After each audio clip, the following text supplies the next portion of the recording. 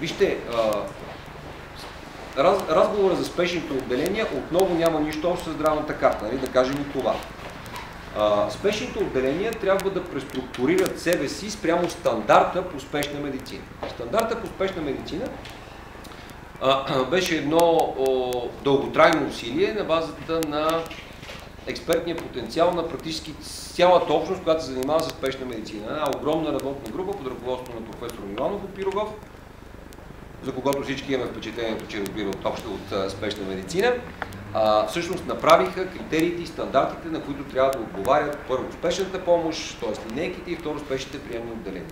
Там, където има определени критерии, които болниците и спешните отделения трябва да покрият, тези критерии означават само едно, че вие, независимо от това дали сте журналист или не, или аз, независимо от това дали съм министър или не, ако попадна на това място и там пише спешно отделение, аз ще имам гарантиран спрямо стандарта, който е изведен от медицинската необходимост, а не от някакви други фикции. Ще има определената апаратура, определеното количество кадри, определената осигуреност, за да може моето спешно състояние да бъде третирано.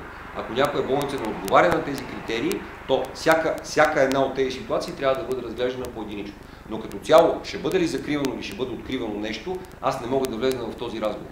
Казвам само, че болниците трябва да отговарят на стандарта, защото стандарта пази вас като пациент. Стандарта означава, че ако влезете в тази болница, държавата ви е гарантирала през стандарта, че ще получите определеното качество, а не просто ще влезете в сграда, на която има табелка болница или спешно отделение или кабинет. И ако не отговаря на този стандарт? Ако не отговаря, трябва да има време, за да може да се приведе в съответствие на стандарта.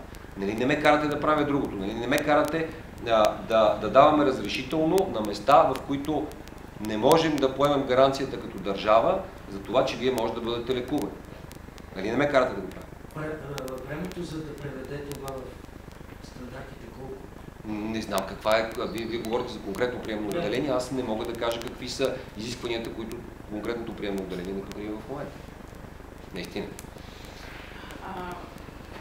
Извинете, искам само да попитам, в крайна сметка някакви корекции в тази цифра 690, когато и по-отпадат тук за болнична ще има ли?